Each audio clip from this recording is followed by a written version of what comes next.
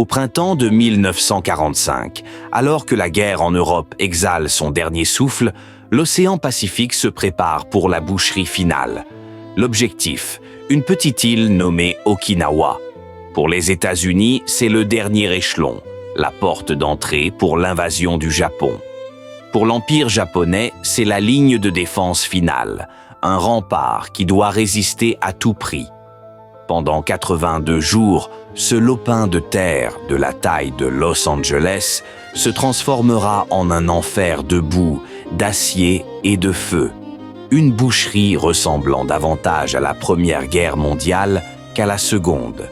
Plus d'un demi-million d'âmes, soldats américains, défenseurs japonais et une population civile piégée dans l'apocalypse s'affronteront dans la bataille la plus sanglante et la plus brutale de la guerre du Pacifique. Ce sera le plus grand assaut naval de l'histoire. Il verra la naissance de la terreur kamikaze à grande échelle et la mort du plus grand cuirassé jamais construit. C'est l'histoire de deux généraux, Buckner et Ushijima, destinés à ne pas survivre. C'est l'histoire d'un combat qui a brisé la raison des hommes et changé le cours de l'histoire, déchaînant l'arme la plus terrible jamais créée par l'humanité. Mer de Chine orientale, 5h30 du matin. Dimanche de Pâques, 1er avril 1945. Une obscurité brumeuse couvre l'océan. Mais cette obscurité n'est pas vide. Elle bouge. C'est la plus grande force d'invasion jamais rassemblée dans l'histoire de la guerre navale. Un total de 1300 navires de guerre américains et britanniques s'étendant à perte de vue. 12 porte-avions, 7 cuirassés, des croiseurs, des destroyers et, au cœur de cette ville d'acier, des centaines de transports de troupes remplis d'hommes. Son nom de code, Opération Iceberg, le plus grand assaut amphibie de toute la campagne du Pacifique. L'objectif, Okinawa. Depuis l'attaque dévastatrice des Japonais sur Pearl Harbor en décembre 1941, l'armée américaine a sauté d'île en île dans une campagne sanglante et épuisante à travers le Pacifique. Ils ont récupéré les Marshalls, les Salomon. Ils ont survécu à l'enfer de Peleliu et ont repris les Philippines. Quelques semaines auparavant, les Marines ont hissé le drapeau sur Iwo Jima, payant près de 7000 vies américaines pour un aérodrome vital. Maintenant, il ne reste qu'un échelon. Okinawa, le joyau des îles Ryukyu, à seulement 700 km du Japon continental. Cette île est tout, et pour deux raisons cruciales. Premièrement, sa position. Okinawa est une base idéale. Elle est suffisamment grande pour accueillir d'énormes aérodromes, ports et bases de ravitaillement. D'ici, les bombardiers B-29 Super Fortress peuvent frapper Tokyo, Osaka et les principales villes industrielles japonaises sans relâche, préparant l'invasion finale, l'opération Downfall. Deuxièmement, Okinawa est la jugulaire du Japon. Son contrôle coupe les dernières artères maritimes de l'Empire. D'ici, l'aviation alliée peut étrangler les routes de ravitaillement qui relient le Japon à ses colonies restantes, à Taïwan, sur la côte chinoise et en Asie du Sud-Est. Le Japon est une nation insulaire.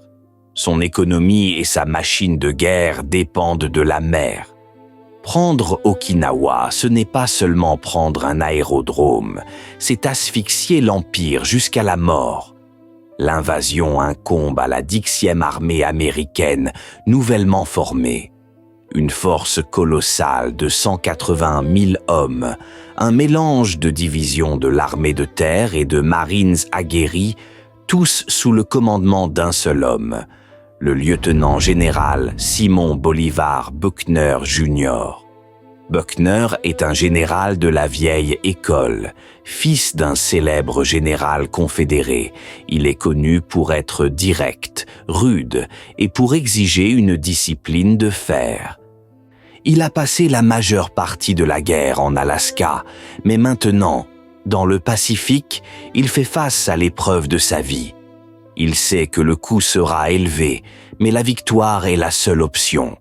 En face, retranché sur l'île, l'attend son adversaire, le lieutenant-général Mitsuru Ushijima. Ushijima est l'incarnation du code samouraï, un chef calme, stoïque, qui inspire une dévotion fanatique à ses hommes. À la tête de la 32e armée japonaise, Ushijima sait qu'il ne peut pas gagner. Il n'a pas de soutien naval. Sa force aérienne est presque inexistante. Il est seul. Le haut commandement japonais à Tokyo a déjà considéré l'île comme perdue. La mission d'Ushijima n'est pas la victoire, c'est le temps. Son objectif est de gagner du temps pour la défense de la patrie, retarder l'inévitable invasion du Japon d'un jour, d'une semaine, d'un mois. Et pour ce faire, il doit infliger une punition si brutale, tant de pertes, que le haut commandement américain tremblera à l'idée d'envahir les îles principales. L'objectif stratégique d'Ushijima est simple, rendre la victoire américaine si coûteuse qu'elle ressemble à une défaite. Pour y parvenir, Ushijima a pris une décision qui changera complètement la nature de la bataille. Pendant des mois, les services de renseignement américains ont étudié les débarquements précédents. À Tarawa, à Iwo Jima, les Japonais ont toujours défendu la plage. Ils ont construit des bunkers dans le sable et massacré les Marines dans l'eau. Le plan américain pour Okinawa suppose la même chose. Ils ont choisi les plages de Hagushi, sur la côte ouest. Elles sont larges, avec des récifs bas, parfaites pour un débarquement massif. Ils s'attendent à un bain de sang sur le rivage. Mais Ushijima n'est pas sur le rivage. Il sait que les canons de 16 pouces des cuirassés américains pulvériseront toute défense sur la plage. Défendre la côte est un suicide inutile. Au lieu de cela, il a renoncé aux plages. Il a ordonné à ses 80 000 soldats réguliers, renforcés par 40 000 civils mobilisés et miliciens, de se retirer à l'intérieur des terres. Pendant 6 mois, l'armée japonaise et la population locale ont transformé le tiers sud d'Okinawa en la forteresse la plus formidable de la guerre du Pacifique. Ils ont militarisé la société. Tout le monde creuse. Enseignants, étudiants, vieillards. Ils ont construit un réseau labyrinthique de tunnels, de grottes fortifiées, de positions d'artillerie cachées et de bunkers en béton, tous interconnectés. Profitant du terrain karstique de l'île, Ushijima a créé une défense en profondeur. 3 lignes défensives concentriques ancrées dans le centre historique de l'île, le château de Shuri. Son plan est de laisser les Américains débarquer sans opposition, de les laisser avancer à l'intérieur des terres, loin du soutien de leurs canons navals. Et alors, quand ils seront piégés dans son réseau de défense, de les saigner mètre par mètre. Dimanche de Pâques, 6 heures du matin. Le bombardement commence. Les Okinawaiens l'appelleront le typhon d'acier. C'est un spectacle terrifiant. Les cuirassés, croiseurs et destroyers ouvrent le feu. 40 000 projectiles de gros calibre, 30 000 roquettes, du napalm pleuvant des porte-avions. Le feu de l'enfer s'abat sur les plages de Hagushi, ravageant chaque parcelle de terrain. Pendant 2 heures et demie, la flotte pilonne les défenses côtières, qui sont vides. 8h30 du matin. L'ordre arrive. Les rampes des péniches de débarquement tombent. Les soldats de la 7e et de la 96e division d'infanterie et les Marines de la 1re et de la 6e division se jettent à l'eau. Ils ont passé des semaines à se préparer mentalement à cela. Ils s'attendent au son des mitrailleuses Nambu, à l'explosion des mortiers. Ils s'attendent à voir leurs compagnons tomber dans l'eau, comme en Normandie ou à Iwo Jima. Mais il n'y a que le silence. Un silence déconcertant, rompu seulement par le bruit de leurs propres bottes pataugeant dans le sable. Ils avancent debout. Ils passent la ligne de plage. Rien. Ils montent les terrasses. Rien. Le 1er avril, le débarquement à Okinawa. Le plus grand assaut de la guerre ressemble à une promenade dans la campagne. Un correspondant de guerre écrit « Ce n'est pas une invasion, c'est un achat de terre ». Les commandants américains sont stupéfaits. « Que fait le général japonais ?» se demande-t-il. La résistance est si légère qu'ils soupçonnent un piège. Mais les ordres sont d'avancer. Et ils avancent. Le 1er jour est un succès retentissant. Ils sécurisent une tête de pont de 14 km de large sur 5 de profondeur. Ils capturent les 2 aérodromes clés de l'île, Kadena et Yomitan, pratiquement intacts. Les pertes américaines du jour J à Okinawa, 28 morts. Un chiffre dérisoire comparé aux 10 000 pertes alliées du jour J en Normandie. Sur les ponts des navires, les amiraux respirent soulagés. Dans les tranchées, les soldats écrivent chez eux que l'île est magnifique. Mais le silence d'Ushijima est un piège. C'est le calme avant le véritable typhon. Tandis que l'armée avance à l'intérieur des terres, la première partie du plan japonais, la plus terrifiante, se déchaîne. Non pas sur terre, mais en mer. La tête de pont établie, la flotte américaine s'installe en position défensive. Des centaines de navires sont ancrés, déchargeant des fournitures, des munitions et plus d'hommes. Ils sont une cible parfaite. C'est alors qu'arrive la menace imprévisible, celle qui changera la guerre navale pour toujours, les kamikazes, le vent divin. Le Japon n'a plus de pilotes expérimentés. Il n'a pas d'avions de qualité ni de carburant pour les former. La seule chose qui lui reste est la dévotion fanatique. Le vice-amiral Matome Ugaki, commandant de la 5e flotte aérienne, déchaîne l'opération Kikusui, chrysanthème flottant. Des vagues massives d'attaques suicides, des centaines d'avions décollent des bases du sud du Japon. Ce sont des jeunes, à peine adolescents, avec une formation minimale. Leurs avions sont souvent obsolètes, chargés d'une bombe de 250 kg et juste assez de carburant pour un aller simple. Leur objectif, les porte-avions, les cuirassés et surtout les destroyers dans l'anneau de Piquet, la première ligne de défense de la flotte. Pour les marins américains, c'est une horreur qui défie l'entendement. Ces avions n'essaient pas d'esquiver le feu anti-aérien. Ils volent droit dessus. Ils ne lâchent pas leurs bombes. Ils sont la bombe. La marine des États-Unis frémit. Les artilleurs tirent jusqu'à ce que les canons fondent. Mais ils continuent d'arriver.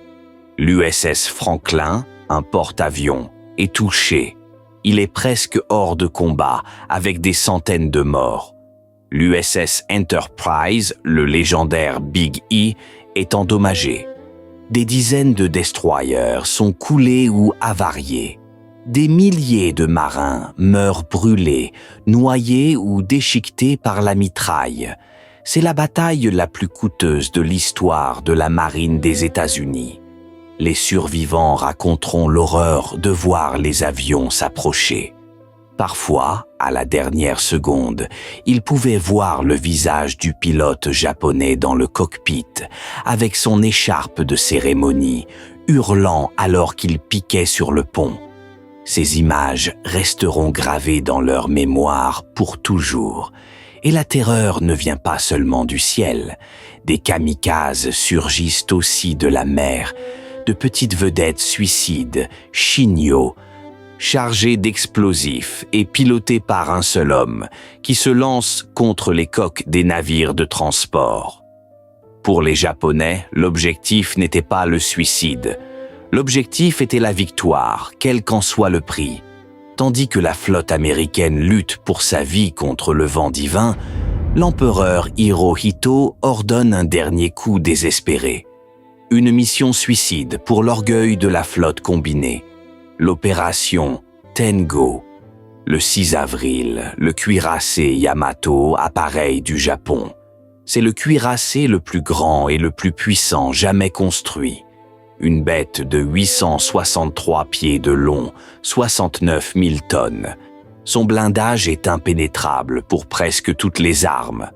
Et ses 9 canons principaux de 18 pouces peuvent tirer un projectile de la taille d'une petite voiture à plus de 40 km. Le Yamato est un symbole, mais sa mission est un acte de désespoir. Le plan, naviguer jusqu'à Okinawa, échouer le navire sur la côte et utiliser ses gigantesques canons comme artillerie côtière pour pilonner la flotte alliée et les troupes à terre. C'est un aller simple. Le Yamato appareille avec juste assez de carburant pour arriver. Il n'a pas de couverture aérienne. C'est un sacrifice. Mais les services de renseignement américains et les piquets radars détectent le géant qui approche. L'amiral Raymond Spruance, commandant la 5e flotte, prend une décision. Il n'affrontera pas canon contre canon. Le jour du cuirassé est terminé. Le jour du porte-avions est arrivé. Spruance lance tout ce qu'il a. Près de 400 avions décollent par vagues de ces porte-avions. Le 7 avril, il localise le Yamato. Ce qui suit n'est pas une bataille, c'est une exécution. Sans couverture aérienne, le Yamato ne peut résister à l'assaut. Les bombardiers en piqué L4 et les bombardiers torpilleurs Avenger s'abattent sur lui comme une meute. Le Yamato lutte avec fureur. Son feu anti-aérien remplit le ciel, mais c'est inutile. Une torpille. 2. 5.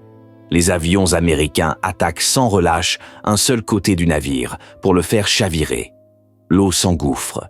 10 torpilles. 7 bombes. L'orgueil de la marine impériale japonaise commence à gîter. L'ordre est donné d'abandonner le navire, mais il est trop tard. Le Yamato se retourne. Et alors, ces gigantesques soutes à munitions explosent dans une détonation cataclysmique. Un nuage en forme de champignon s'élève à des milliers de mètres dans les airs, visible à 160 km de distance. 3000 hommes, y compris le commandant de la flotte, sombrent avec lui. L'orgueil naval du Japon disparaît sous les vagues, sans avoir tiré un seul coup efficace contre la flotte d'invasion. L'opération Tengo a échoué. En mer, le vent divin a été contenu, mais à un coût terrible en navires et en hommes. La menace de la flotte japonaise a été neutralisée pour toujours. Pendant ce temps, aux États-Unis, la mort du président Franklin D. Roosevelt, le 12 avril, secoue les Alliés. À Okinawa, les Japonais exploitent la nouvelle avec des pamphlets de propagande, tentant de briser le moral américain. Mais le moral ne se brise pas. À terre, les troupes de la 10e armée, après leur débarquement facile, ont avancé.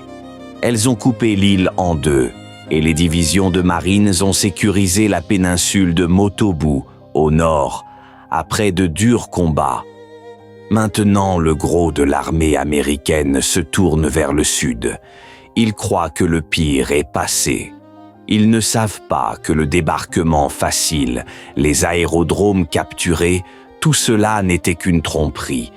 Ils ne savent pas que la véritable bataille d'Okinawa, la bataille terrestre, commence à peine. Ils sont sur le point de se heurter de plein fouet à la première des 3 lignes de défense d'Ushijima.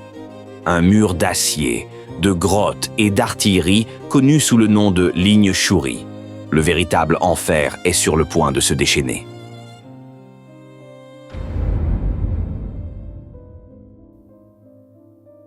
Après le débarquement facile du 1er avril, la 10e armée du général Buckner a rempli ses premiers objectifs avec une vitesse étonnante. Au nord, la 6e division de Marines a balayé la péninsule de Motobu, rencontrant une résistance dure mais sporadique. Au centre, les aérodromes de Kadena et Yomitan sont déjà opérationnels, accueillant chasseurs et bombardiers américains. L'île, en effet, a été coupée en deux. À la mi-avril, le moral américain est élevé. Le sentiment général est que la campagne sera dure, mais rapide. Maintenant, les divisions d'infanterie, la 7e, la 27e et la 96e, se tournent vers le sud, vers la capitale, Naha, et le port principal. Mais le général Ushijima les attend. La promenade est terminée. Les Américains sont sur le point de se heurter au véritable cœur de la défense japonaise. Ce n'est pas une tranchée, c'est un mur. On l'appelle la ligne Shuri.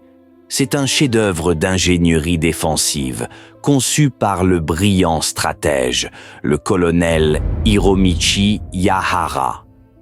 Contrairement aux défenses sur la plage, la ligne Shuri est un réseau de milliers de points fortifiés, interconnectés, creusés dans le terrain montagneux et karstique du sud d'Okinawa. Elle a des kilomètres de profondeur. Chaque colline est une forteresse. Chaque crête est un nid de mitrailleuses. Chaque tombeau familial typique d'Okinawa a été converti en bunker.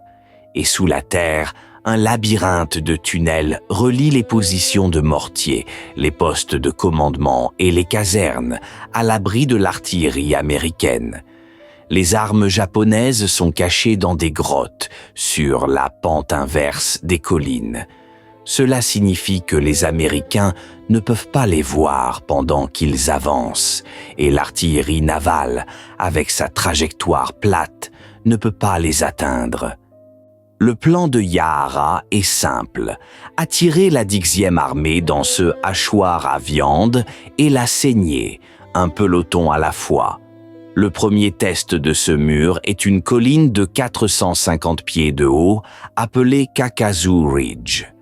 Le 19 avril, la 96e division reçoit l'ordre de la prendre.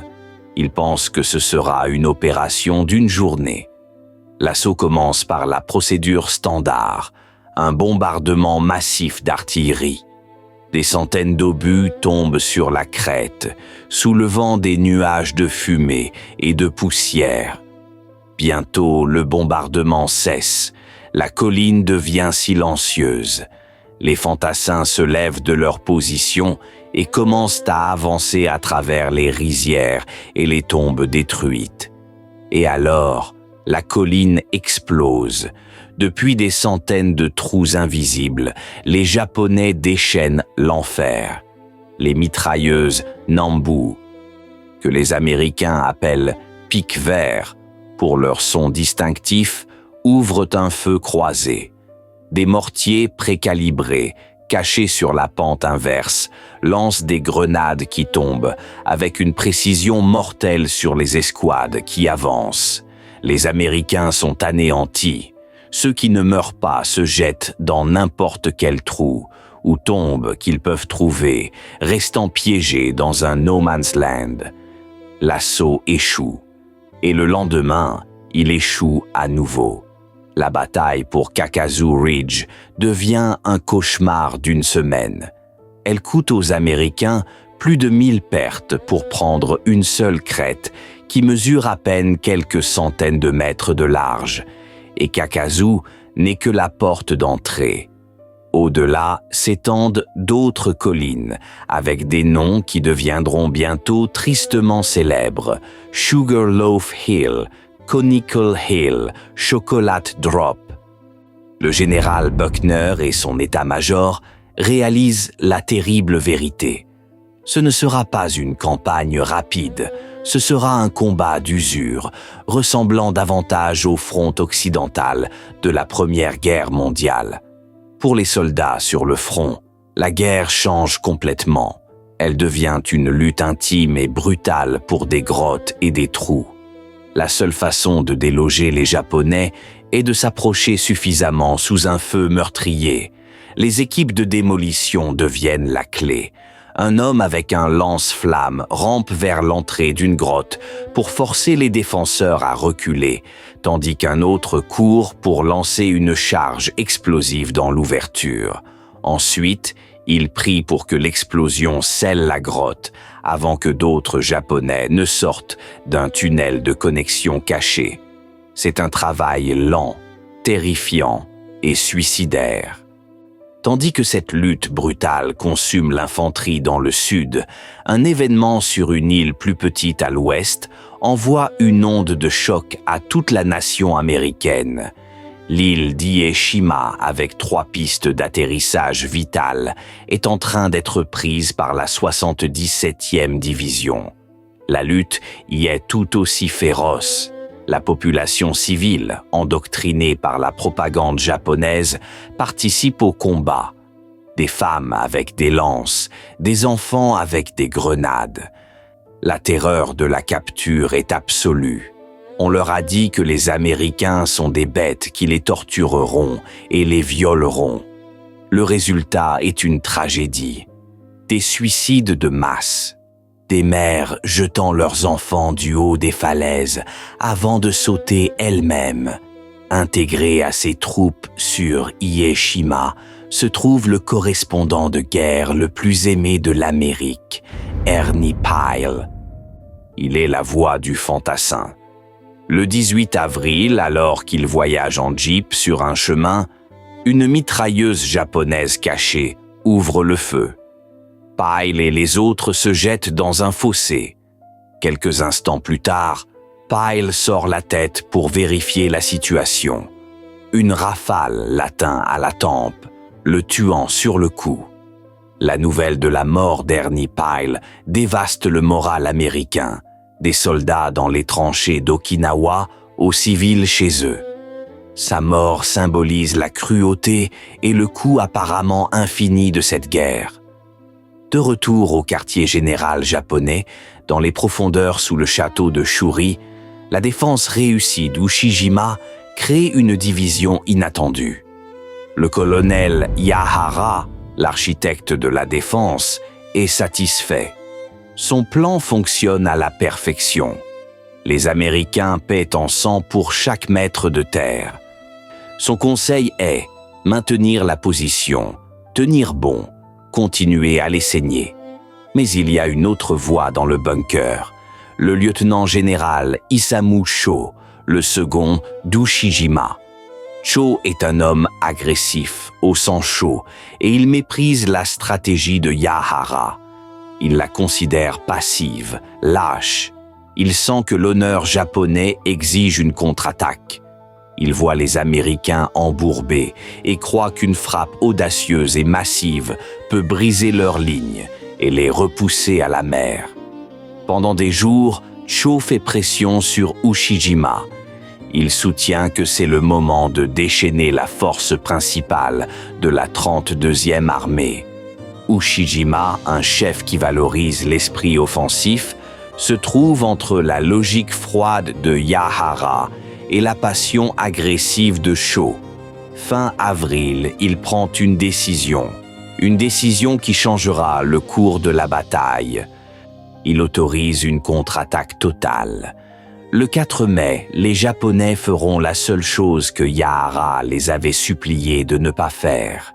Ils sortiront de leur grotte.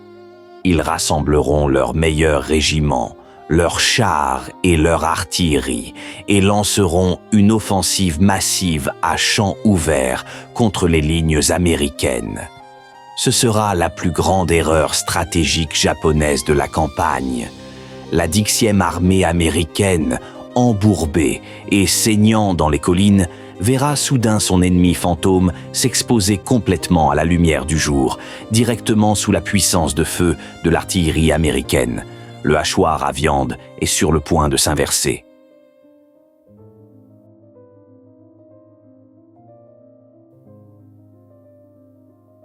Fin avril 1945, la bataille d'Okinawa est devenue une guerre d'usure stagnante. La 10e armée américaine est embourbée, saignant pour chaque mètre d'avancée contre la formidable ligne Shuri. L'euphorie du débarquement facile du 1er avril est un lointain souvenir, remplacé par l'horreur quotidienne des combats dans les grottes et sur les crêtes. Pour les hommes des 7e, 27e et 96e divisions d'infanterie, la vie s'est réduite à prendre la colline suivante, seulement pour découvrir une autre crête identique derrière elle, tout aussi bien défendue. Mais tandis que les Américains se frustrent en surface, une lutte interne fait rage dans les profondeurs du quartier général japonais, sous le château de Shuri. Le colonel Hiromichi Yahara, l'architecte de la défense, insiste sur le fait que son plan fonctionne. Sa stratégie d'usure passive inflige des pertes massives aux Américains. Il soutient qu'ils doivent rester dans leur forteresse souterraine et laisser l'ennemi s'épuiser jusqu'à la rupture. Mais le lieutenant général Isamu Sho, l'impétueux second, ne peut pas le supporter. Pour lui, cette guerre de grotte est indigne, lâche. Il voit les Américains embourbés et croit que c'est le moment de porter un coup décisif. Il a convaincu le général Ushijima qu'une contre-attaque massive peut briser les lignes ennemies et les repousser à la mer. Yahara proteste. Sortir des grottes, soutient-il, est un suicide. Cela exposera ses meilleures troupes à la puissance de feu supérieure de l'Amérique. L'artillerie, les chars et la puissance aérienne. Ce sera un massacre, mais la passion de Cho l'emporte. Le général Ushijima donne l'ordre. Le 4 mai, la 32e armée japonaise lancera une offensive totale. L'attaque commence dans l'obscurité avant l'aube. C'est un assaut complexe et ambitieux. D'abord, les Japonais tentent une manœuvre amphibie. Des centaines de soldats sur des barges tentent de débarquer derrière les lignes américaines, sur la côte ouest, cherchant à semer le chaos à l'arrière. Presque immédiatement, c'est un désastre. Les destroyers américains et le radar détectent les barges. L'artillerie ouvre le feu et les embarcations sont pulvérisées sur l'eau. Peu de défenseurs japonais atteignent le rivage et ceux qui le font sont rapidement encerclés et éliminés par les troupes de service qui accourent sur la plage. Pendant ce temps, sur le front principal, l'artillerie japonaise, silencieuse pendant des semaines pour cacher ses positions, ouvre le feu dans un bombardement massif. Et alors, pour la première fois, l'infanterie japonaise sort de ses grottes en hurlant. Des milliers de soldats de la 24e division, les meilleures troupes d'Ushijima, chargent à travers le No Man's Land, beaucoup avec des charges explosives attachées dans le dos pour détruire les chars. Derrière eux avancent les quelques chars qui leur restent. Pour les soldats américains dans leurs abris, c'est un spectacle choquant. L'ennemi fantôme, qu'ils n'avaient vu que comme des ombres à l'entrée des grottes, est maintenant à découvert, courant droit sur eux. Mais la terreur initiale se transforme rapidement en soulagement. Un artilleur américain dira plus tard « C'était ce que nous attendions ». Le typhon d'acier américain qui avait été si inefficace contre les grottes se déchaîne maintenant avec une fureur apocalyptique. Les observateurs d'artillerie sur les collines ont une vue parfaite des troupes japonaises qui avancent. Les coordonnées pleuvent sur les batteries de canons. Des centaines d'obus de 105 et de 155 mm s'abattent sur les régiments japonais, les déchiquetant. Les chars Sherman, qui avaient été vulnérables sur les crêtes, deviennent maintenant des forteresses mobiles, tirant au canon et à la mitrailleuse sur l'infanterie qui charge. Les Japonais, à découvert, n'ont nulle part où se cacher. Le 5 mai à midi, l'offensive est terminée. Le champ de bataille devant les lignes américaines est couvert de milliers de corps japonais. La grande contre-attaque d'Isamu-cho a été un échec catastrophique. En moins de 36 heures, Ushijima a perdu plus de 5000 de ses meilleurs et plus expérimentés soldats. Il a gaspillé des munitions d'artillerie irremplaçables et presque toutes ses réserves blindées. Le colonel Yahara avait eu raison. C'était un suicide. Dans le bunker de Shuri, l'erreur est indéniable. La capacité offensive du Japon à Okinawa a été détruite. Ushijima et son état-major connaissent maintenant la vérité absolue. Il n'y a aucun espoir, non seulement de victoire, mais de quoi que ce soit d'autre que l'anéantissement total. La seule stratégie qui leur reste est de revenir au plan original de Yahara, retourner dans les grottes, se retrancher et faire payer aux Américains chaque centimètre de terre avec une rivière de sang. La nouvelle de la désastreuse contre-attaque parvient au général Buckner. L'ennemi affaibli, il ordonne une offensive totale. Il est temps de briser la ligne Shuri une fois pour toutes. Mais la ligne Shuri, bien que défendue par moins d'hommes, reste une forteresse.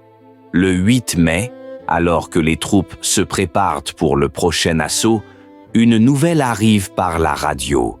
L'Allemagne s'est rendue. La guerre en Europe est terminée. À Okinawa, la nouvelle est accueillie avec indifférence. Un soldat écrivit chez lui « Tant mieux pour eux.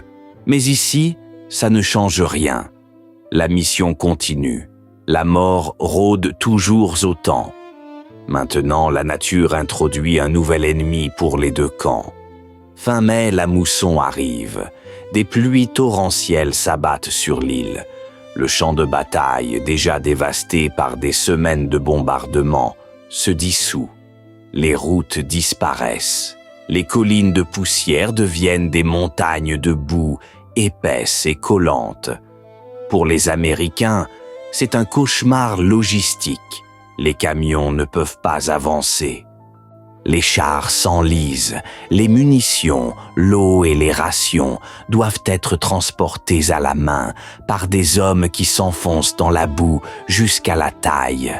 Les blessés ne peuvent pas être évacués, ils meurent, noyés dans la boue des cratères d'obus.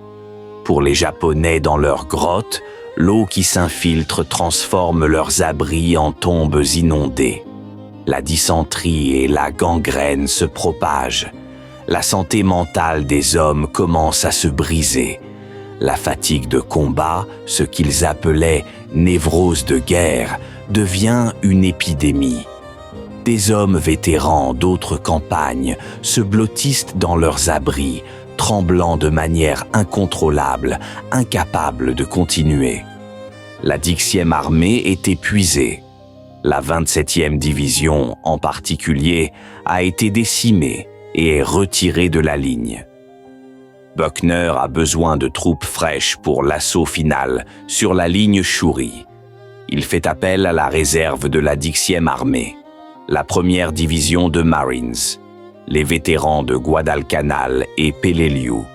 Les Marines relèvent les troupes épuisées de l'armée et se tournent vers le prochain objectif, un complexe de 3 collines qui est la pierre angulaire de toute la défense de Shuri.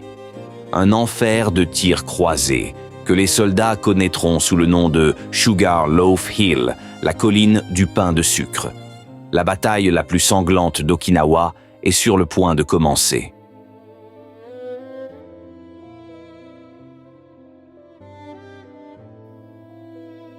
Nous sommes à la mi-mai 1945.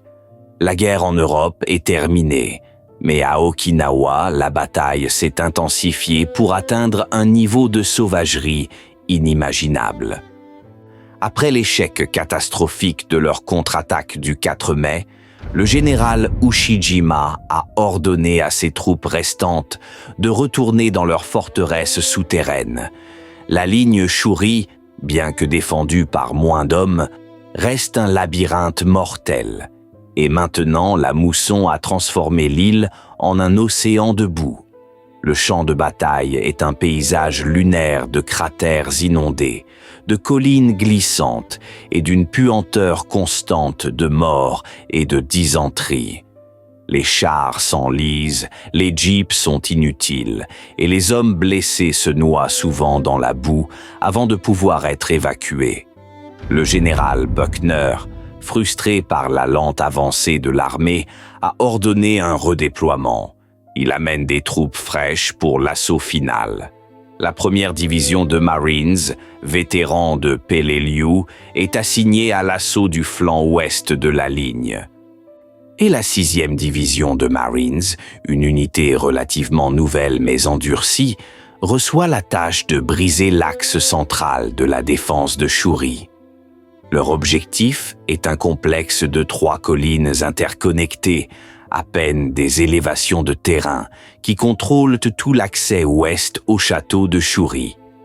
Les Marines leur donneront des noms simples: Horseshoe Ridge, la crête du fer à cheval, Half Moon Hill, la colline de la demi-lune, et au centre, une protubérance d'à peine 50 pieds de haut qui deviendra l'endroit le plus mortel d'Okinawa, Sugarloaf Hill, la colline du pain de sucre. Ce que les Marines ne savent pas, c'est que Sugarloaf est la forteresse la plus densément défendue de toute l'île. C'est un hérisson d'acier. Le colonel Yahara a creusé des centaines de grottes et de tunnels dans sa pente inverse, abritant des mortiers lourds, de l'artillerie à tir rapide et des nids de mitrailleuses parfaitement positionnés pour créer un feu croisé impénétrable. Le 12 mai, l'assaut commence. Les Marines de la 6e division avancent, mais sont accueillis par une tempête d'acier. Les mortiers japonais, tirant depuis des positions cachées sur Half Moon et Horseshoe, pleuvent sur les hommes qui tentent de gravir Sugarloaf. Les mitrailleuses Nambu ouvrent le feu depuis des grottes que personne ne peut voir. Le premier assaut échoue, le second aussi. La bataille pour Sugarloaf Hill devient une obsession. Ce n'est pas une lutte pour des mètres, c'est une lutte pour des centimètres. Les Marines prennent le sommet pendant la journée, seulement pour être repoussés par des contre-attaques japonaises fanatiques qui émergent de trous cachés pendant la nuit. La colline devient un hachoir à viande. Les pelotons sont anéantis en quelques minutes. La seule façon d'avancer est avec ce que les Marines appellent la tactique du chalumeau et tire-bouchon. Une équipe d'assaut rampe sous le feu de suppression. Un homme avec un lance-flamme tire une langue de feu à l'entrée d'une grotte pour forcer les défenseurs à reculer. Immédiatement après, un autre homme court vers l'avant et lance une charge de démolition. Ensuite, ils se retirent épris. Mais pour chaque grotte qu'ils scellent, les Japonais ouvrent le feu depuis 3 autres. Les tunnels souterrains relient toutes les positions, permettant aux défenseurs de se déplacer, de se renforcer et de contre-attaquer depuis des angles inattendus. Pendant 7 jours, la 6e division de Marines se lance contre Sugarloaf. Les régiments sont décimés. Les compagnies sont réduites à la taille de pelotons. Un char Sherman après l'autre est détruit par des charges suicides. Finalement, le 18 mai, après une semaine de carnage incessant et plus de 2600 pertes de Marines, rien que sur cette colline, un petit groupe parvient à sécuriser le sommet et, plus important encore, la pente inverse. Il découvre le réseau de grottes qui dirigeait la défense. La chute de Sugar Loaf Hill est le tournant. Elle brise l'intégrité de la ligne Shuri. Tandis que la 6e division saignait sur Sugar Loaf, la 1re division de Marines faisait face à un enfer similaire sur Wana Ridge. Et au centre, la 77e division de l'armée avançait lentement vers le château de Shuri lui-même. La capitale d'Okinawa, Naha, est maintenant un champ de bataille urbain. Mais Naha n'est plus une ville, c'est un tas de décombres et de calcaire pulvérisé. Le combat se fait de maison en maison, ou plutôt de ruine en ruine, tandis que les marines et l'infanterie nettoient les derniers foyers de résistance. Avec ses flancs brisés à Sugarloaf et Wana, et les Américains approchant de 3 côtés, le général Ushijima fait face à un choix impossible depuis son bunker, à des centaines de pieds sous le château de Shuri. Son état-major est divisé. L'agressif général Shaw veut que tout le monde meure là, dans une dernière charge banzai glorieuse. Mais le colonel Yahara, le stratège, a un dernier plan. La ligne Shuri est perdue. Mourir ici est un gaspillage. Il soutient qu'ils doivent battre en retraite. Abandonner Shuri et déplacer les restes de la 32e armée à l'extrême sud de l'île, vers la péninsule de Kiyamu. Là, le terrain est plein de falaises et de grottes. Ils peuvent établir une dernière ligne de défense, non pas pour gagner, mais pour remplir leur mission originelle, gagner plus de temps. Saigner les Américains quelques semaines de plus, retardant l'invasion du Japon. Le 21 mai, Ushijima prend sa décision. Il se range du côté de Yahara. Il ordonne une retraite totale de la ligne Shuri. C'est l'une des opérations de retraite les plus réussies et les plus déchirantes de la guerre. Le général Buckner, sentant que la victoire est proche, planifie un assaut massif pour encercler et détruire l'armée japonaise à Shuri. Il n'a aucune idée que l'ennemi s'évapore devant lui. Sous le couvert de la mousson et de l'obscurité, les Japonais commencent à se déplacer. C'est une retraite désespérée. Des milliers de blessés sont abandonnés dans les grottes de Shuri. Beaucoup reçoivent du poison ou des grenades pour se suicider. Ceux qui peuvent marcher entament la marche vers le sud, sous la pluie torrentielle et le bombardement constant de l'artillerie américaine, qui tire sur Shuri sans savoir que la plupart des cibles sont déjà parties. Pendant plusieurs jours, les Américains continuent de bombarder et d'assaillir des positions qui sont, pour la plupart, vides. Le 29 mai, les Marines de la 1re division atteignent enfin les ruines fumantes du château de Shuri. Ils s'attendent à une bataille apocalyptique pour le quartier général ennemi. Au lieu de cela, ils trouvent des grottes vides remplies de blessés abandonnés et de la puanteur de la mort. Un marine de la compagnie A, 5e régiment, hisse un drapeau confédéré sur les ruines, un acte qui rend le général Buckner furieux. Il le remplace rapidement par un drapeau américain. Pour la presse, la capture de Shuri est la victoire. La bataille semble terminée. Mais lorsque les patrouilles avancent au-delà de la ligne détruite, elles découvrent la vérité. L'ennemi est parti. Ushijima a réussi à déplacer près de 30 000 de ses troupes restantes vers le sud. Le général Buckner, au lieu d'avoir piégé l'armée japonaise, réalise maintenant que la guerre n'est pas finie. Il doit faire pivoter toute sa 10e armée, épuisée et battue par la pluie, et se préparer à un assaut de plus. Une dernière bataille dans un paysage infernal de falaises et de grottes, où une armée acculée et sans espoir de survie se battra jusqu'au dernier homme, entraînant avec elle la population civile terrifiée d'Okinawa. Début juin 1945, la ligne Shuri est tombée. Le général Buckner, croyant avoir acculé la 32e armée japonaise, découvre que son ennemi s'est évanoui dans la boue de la mousson. Le général Ushijima a réussi une retraite magistrale mais désespérée. Il a déplacé près de 30 000 de ses troupes restantes à l'extrême sud de l'île, sur la péninsule de Kiamu. Mais il ne s'est pas retiré seul. Avec lui, ont fui plus de 100 000 civils okinawaïens, piégés entre les ordres de leur propre armée et l'avancée du typhon d'acier américain. Ce qui attend la 10e armée n'est plus une ligne de défense organisée. C'est une poche de chaos. Le sud d'Okinawa est un paysage infernal de falaises abruptes, de collines de corail et de milliers de grottes.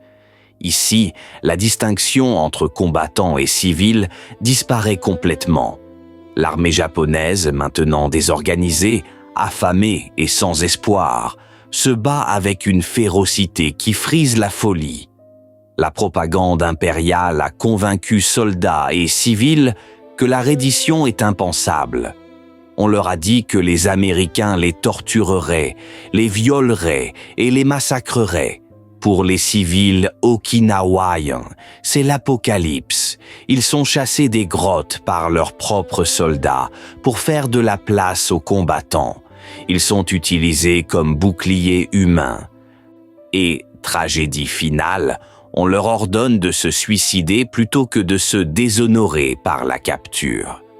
Les soldats japonais distribuent des grenades aux familles. Une pour la famille, une pour l'empereur. Sur les falaises de Mabuni, les suicides de masse commencent. Des mères, convaincues de sauver leurs enfants d'un sort pire, les jettent dans l'océan avant de sauter elles-mêmes.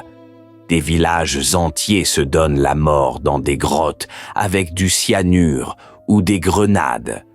Pendant ce temps, les Américains lancent leur assaut final. Le général Buckner veut que la bataille se termine. Les divisions de Marines et de l'armée avancent sur une large ligne, balayant la péninsule, mais la résistance est brutale sur chaque colline. Les Japonais ne se battent plus en unités coordonnées. Ils se battent en petits groupes, retranchés dans des grottes et des tombes, déterminés à emporter autant d'Américains que possible avant de mourir. Le feu des lance-flammes devient constant, brûlant les grottes une par une. Les équipes de démolition scellent des milliers de soldats et de civils sous terre. Au milieu de ce chaos, la 10e armée américaine commence à utiliser des haut-parleurs.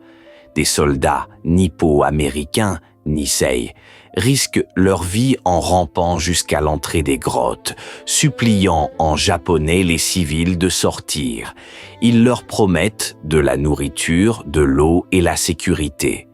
Pour de nombreux Okinawaïens, terrifiés par la propagande, le son de leur propre langue promettant la sécurité est un choc. Lentement, d'abord au compte-gouttes, puis par milliers, les civils commencent à se rendre. Ils émergent de la terre comme des fantômes, affamés, malades et traumatisés, découvrant que les démons américains les traitent avec humanité, leur donnent des rations et soignent leurs blessures. Mais pour l'armée japonaise, la reddition n'est pas une option. Le 18 juin, alors que la victoire n'est plus qu'à quelques jours, le général Simon Bolivar Buckner Jr.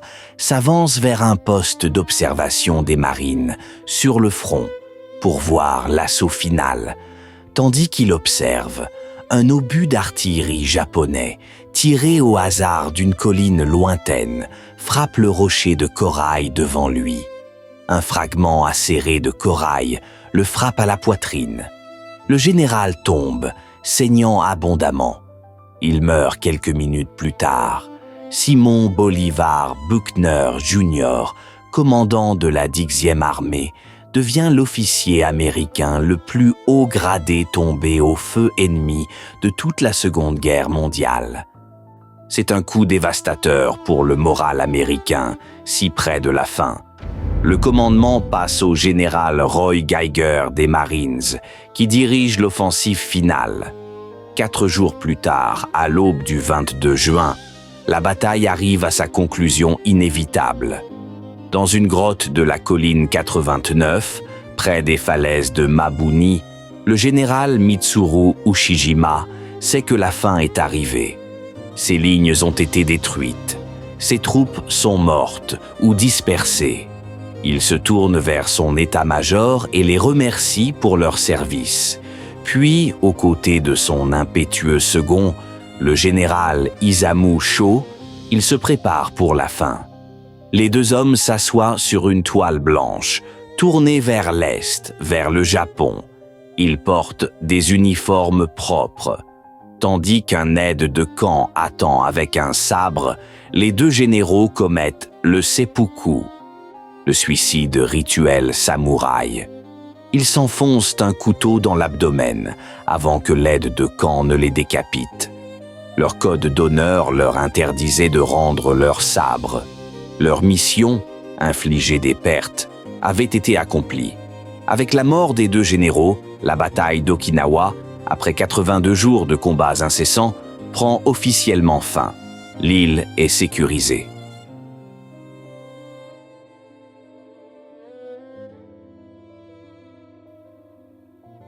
Le 22 juin 1945, après 82 jours de combat, l'enfer d'Okinawa s'éteint enfin. L'île est sécurisée. Le haut commandement japonais est mort et la résistance organisée s'est effondrée. Il y a de la fierté et il y a du soulagement parmi les troupes américaines.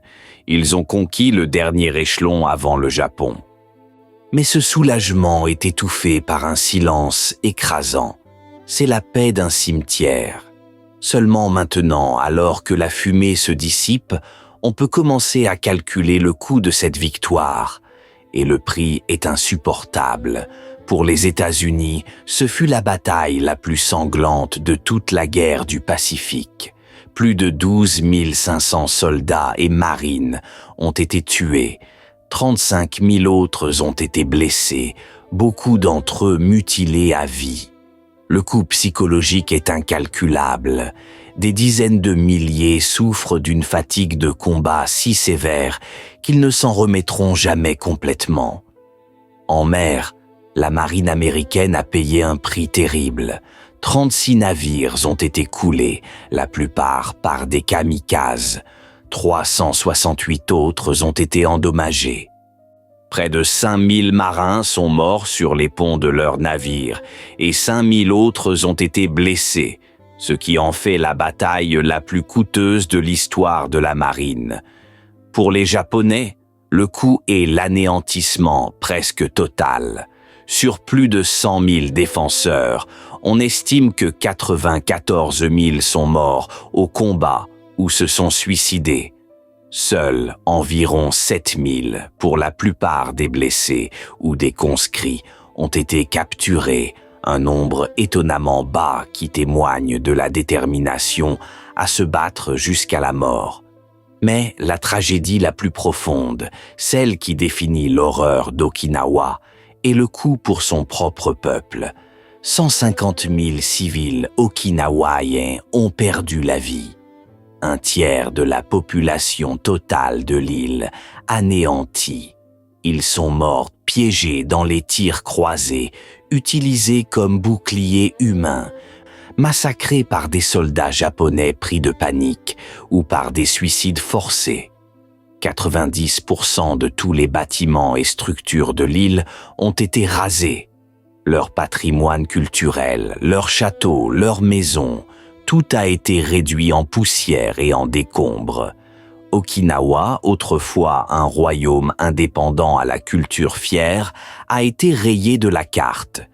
À Washington, les stratèges et le nouveau président, Harry Truman, regardent les chiffres d'Okinawa et sont glacés.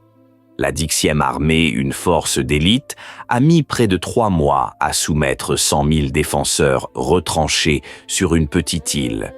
Maintenant, ils regardent les cartes de l'invasion du Japon, l'opération Downfall, prévue pour novembre 1945. Les rapports des services de renseignement suggèrent que le Japon a des millions de soldats et des millions d'autres civils entraînés avec des lances de bambou, tous attendant sur les îles principales, imprégnés du même fanatisme qu'ils ont vu à Okinawa. L'arithmétique de l'horreur devient claire. Si la prise d'Okinawa a coûté près de 50 000 pertes américaines, quel serait le prix de l'invasion de Honshu? Les projections sont apocalyptiques. On estime entre 500 000 et 1 million de pertes américaines et des millions de morts japonaises. Okinawa a prouvé, sans l'ombre d'un doute, que l'armée japonaise se battra jusqu'au dernier homme, femme et enfant. Cette bataille scelle le destin du Japon. Le coup de l'invasion, démontré si brutalement dans la boue de Sugarloaf et sur les falaises de Mabuni, est un prix que Truman décide que les États-Unis ne peuvent pas ou ne doivent pas payer. L'expérience d'Okinawa est l'argument final, le facteur décisif qui pousse le président à autoriser l'utilisation d'une nouvelle arme, un terrible secret développé dans le désert du Nouveau-Mexique. 45 jours après la fin des combats à Okinawa, le 6 août 1945, le monde change pour toujours au-dessus de la ville d'Hiroshima. Okinawa fut la dernière grande bataille de la Seconde Guerre mondiale, le bûcher funéraire de l'Empire japonais. Après la guerre, les Américains restent sur l'île qu'ils ont payée si cher pour prendre. Ils aident à reconstruire une vie possible et installent des bases militaires massives. En 1972, Okinawa est officiellement rendue à la souveraineté japonaise, mais la présence militaire américaine demeure une source constante de tensions. Aujourd'hui, Okinawa est une préfecture prospère, mais sous l'herbe nouvelle et l'asphalte moderne, l'île reste une cicatrice, un rappel que, parfois, la victoire peut trop ressembler à une défaite, et que l'écho de 82 jours en enfer résonne encore sous les falaises.